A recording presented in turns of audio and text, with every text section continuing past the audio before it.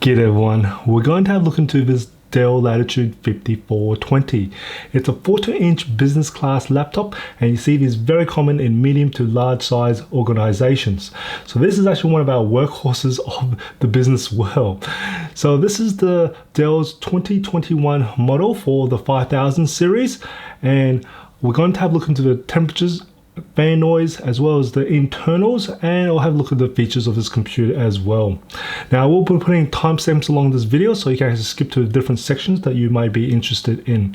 So first off, let's start off what this computer can be configured with. So with the processor wise, it is using the 11th gen Intel core. There's also the 10th gen you can get it configured with, but we're more interested in the 11th gen Intel core. So you can get it either configured with the i3, i5 or the i7. Now as for RAM wise, it can go up to maximum capacity of 64 gigs, and it's got 2 DIMM slots for that as well. As for storage wise, it has 1 slot of M.2 NVMe SSD hard drive. As for the graphics wise, it only has the Intel integrated graphics. Unlike its previous model, which was the Dell Latitude 5410, that one you can actually configure with a discrete graphics like the GeForce MX 250. But in the 5420, you don't actually have the option to actually opt in for a discrete graphics. And that's a bit of an interesting one there. But what I have a feeling is that the Intel Iris has actually caught up in terms of performance with the GeForce MX 250, which was in the previous model. So that's probably more than likely why there is no option for that at all. Now, as for the display wise, it's the same as this previous model. It has a HD and full HD options in touch and non-touch, but with this year's model, there is an option which they actually listened to my previous suggestion, and they actually gave us a brighter display option which goes up to 400 nits of brightness, which is fantastic to see because that was what I was kind of lacking in the previous model. Now it does have Wi-Fi 6 and Bluetooth 5.1, and as for the webcam, again, they actually listened to my previous videos and they actually gave us a full HD option for the webcam. So that's fantastic. There is a 720p option as well if you want to have that, but really we want to see the 1080p option, which this one actually does have. Fantastic to see that Dell is listening to us. This is a recording from the new 1080p webcam from the Dell Latitude 5420.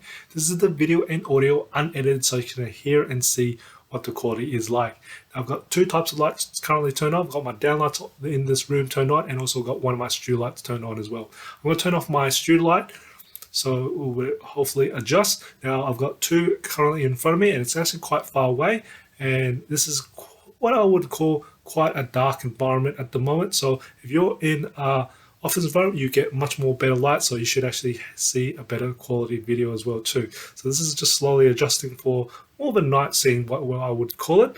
And I'm going to turn my one studio light back on, so hopefully that adjusts. Of course, better light gives you better quality. Now I'd love to hear your feedback on what the quality and sound sounds like from this 1080p webcam. Put a comment below. Let's have a look at the ports. Starting on the right hand side of the computer, we've got the security lock slot, and then we've got the RJ45 Ethernet port, which runs off a lever system, and then we've got a full size HDMI port. Now that's version 2.0, and then 2 USB type A ports, and the one on the right does power share, and then with the audio combo jack, and then we've got the micro SD card reader. Looking at the rear of the computer, we've got the USIM tray, and then 2 exhaust vents. Looking on the left hand side of the computer, we've got 2 Thunderbolt ports, so they're USB type C ports, and then we've got an exhaust vent, and then we've got a smart card reader. There are 2 speakers which are 2.5 watt speakers located on the bottom front of the laptop, and when I measured the maximum volume of these speakers, it managed to measure at a peak of 85.4 decibels. So that's actually pretty decently loud for these speakers, so you won't be struggling when you're doing a presentation at a cafe or outdoors. So that's really nice to see on a business laptop here. The sound quality of the speakers, it really hasn't changed that much from the previous model. For the bass, it's not really that much there. As for the mids, that's actually its strong points is in its mids. As for the highs, you do hear it. It doesn't distort when it's put up really loud, which is good to see. As for the clarity wise, you do hear the separation between all the different levels, which is good to hear as well too. But As for the acoustics, it's pretty much straight to the front, and that's very much about it. So this is a department that Dell could actually improve in the next model, and hopefully in the 2022 model. So hopefully they did listen to me about the webcam and also the display. I'm hoping they'd also listen to about improving the speakers for the next model. The Dell Latitude 5420 does come with a 65-watt power adapter, which charges the laptop via the USB-C port. As for the battery, there are two options. You can either configure with a 43 watt-hour battery, which is a 3-cell, or a 63 watt-hour battery, which is a 4-cell. Now, both batteries does support rapid charge, which means you can charge the battery from 0 to 80% in 1 hour's time. Now, this particular laptop is configured with a 63 watt-hour battery, and I did perform my battery life test on this particular laptop here, and I've tested it in my 5 different modes. So in best performance mode, it managed to get 2 hours and 35 minutes, and in better performance mode, it managed to get 2 hours and 45 minutes, and in better battery mode, it managed to get 6 hours and 15 minutes, and in battery saving mode, it managed to get 8 hours, and in my medium mode, it managed to get 9 hours and 14 minutes. So that's not doing too bad for the battery life on this. Now, just do remember that my workload on these battery life tests is a consistent workload, so I am pretty much giving you the worst case scenario. Most likely your tasks will only hit these system resources up and down. I'm actually doing it pretty much flat there, so it is pulling the system resources quite a lot when I'm doing my battery life test, just to let you know. The weight of the Dell Latitude 5420 is 1.53 kilos. Add in the 65 watt power adapter, it becomes a total weight of 1.85 kilos that you'll be carrying around. As for the temperatures and fan noise of this computer here, when I put this computer on load, I found most of the heat is located near the top center of the keyboard, specifically around where the U-Y key is. And that's unsurprising because that's where the process lays underneath there. Now, when I took my measurements, my ambient temperature was 22 degrees Celsius, and I took my base measure when the computer was on idle, and the hottest area of the keyboard measured in at 29.5 degrees Celsius, and the maximum fan noise was 34 decibels.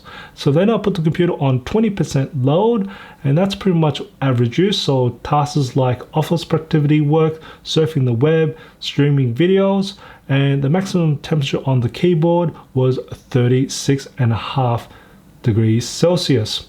And as for the fan noise, hit a maximum of 36 decibels. And then I put the computer on 50% load, and the maximum temperature was reading of 38.5 degrees Celsius, and as for the fan noise, it still was at 36 decibels. Then I put the computer at 100% load, and the hottest area on the keyboard measured in at 40 degrees Celsius, and as for the fan noise, hit a maximum of 38 decibels, and that's consistent as well. I also measured the bottom back cover of the computer, and the hottest area measured in at 46 degrees Celsius, and of course the fan noise was at 38 decibels. Look at the results and comparing it to the previous model, I can definitely tell you that the Dell Latitude 5420 has improved its thermals, and it does run cooler than the previous model. But I must make a disclaimer that with the sound, I have measured this using my new sound meter, as my previous sound meter unfortunately did die. So these sounds a little bit off from my 5410 review video, but this unfortunately is going to be moving forward from here using my new sound meter, and it is a little bit more sensitive than the previous model. Let's have a look at the behavior of the processor. This Latitude 5420 is configured with an i5-1145G7 with a base clock speed of 1.5 gigahertz.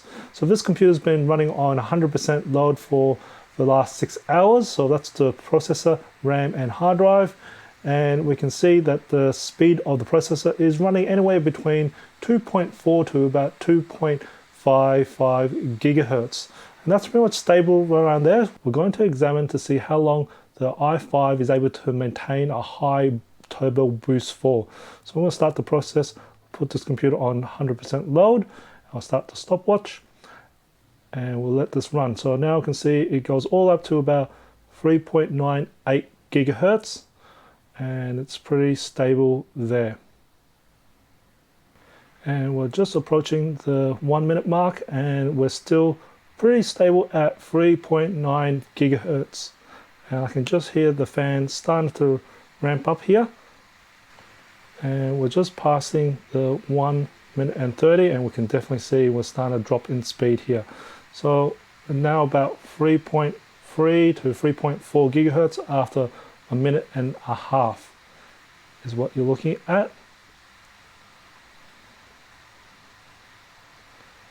And now just dropping down to around about close to 3 gigahertz at just about a minute and 50 now. At 2 minutes we're around about 2.8 to about 3 gigahertz. So, and then we're going to pretty much be sitting at that constant speed all the way through. So it's able to maintain up to 2 minutes there. Having a look at the keyboard, it's pretty much the same as its previous model. It still maintains very good key travel. I don't think the key travel actually has changed much at all. The texture of each key is very smooth for the surface and it's got nice spacing in between, and I don't think you find it have that much problems at all. Now it is backlit as well too, so you have 3 settings for that: off, low and high. And as for the power button, it is integrated into the keyboard on the very top right hand corner, and if you can also option in the fingerprint scanner on the power button. Now as for the trackpad, it is actually quite nice, good, decent size there. It is got a bit of a texture which is a bit of the same texture as the palm rest. And you actually find there's also motor gesture, and it is mechanical, so you can press it down at the bottom here, and it is hinged at the top here as well too. Now when I had moist hands, it still registered quite happy there as well too. Now as for the palm rest, it's got a nice ample amount of palm rest here, and you'll find that I've got quite small hands, and I still have that, so it's good amount of spacing for the palm rest, and I don't think you'll be struggling too much from that as well. As for the build construction of this computer here, it is pretty much mostly, I would probably say, I'm going to give the untechnical term for it, plastic on the bottom here, and on the top here still plastic as well too. It's actually quite durable plastic here, and it's got very nice construction here there. And as for, you'll find here when I just do this, it's got key. I don't have too much flex in the keyboard as well too. So this thing is built extremely durable. So these are designed pretty much as if they're like rental cars, where a lot of the people who most likely who actually use these computers here aren't really the owners of these computers. So these are things are designed to be extremely durable, to take on a fair bit of beating. So I think the build construction on this is fantastic as well too. And it's actually a very serviceable computer. Looking at the internals of the Latitude 5420, we'll start off with the battery first. We've got a 63 watt-hour battery, and it's a 4-cell battery here. And above here is the connector for the battery to the system board. So if you need to disconnect the battery, for example, if you're working on this the laptop, or you need to have some power issues for troubleshooting, it's a good idea to disconnect the battery. So that's just pull this tab, and that's all you need to do. On the left of the battery, you'll find the one slot of M.2 NVMe SSD hard drive here, so it's got only one slot there. And then above that is the Wi-Fi Bluetooth module, and above that, in this empty slot is where you put the WAN module. I don't have that configured in this computer. And on the right of that is the SIM card slot. And then below here, we've got the 2 SODIMM slots for the RAM. And I've only got 16 gigs for this one, but it can go up to 64 gigs. So if you got 64 gigs, these will be 32 modules, of course. And above here is the processor or CPU. And as you can see, we've got dual heat pipes to the system fan. I did perform the benchmarks for this particular Dell Latitude 5420. Now this one's configured with an i5 1145G7 with 16 gigs of RAM and 512 gig SSD hard drive. So I'll put up the scores for Pass Mark, Citybench R23, PC Mark 10, 3D Mark, Crystal Disk Mark, MATLAB 2020B, Geekbench 5, Inspect View Pref,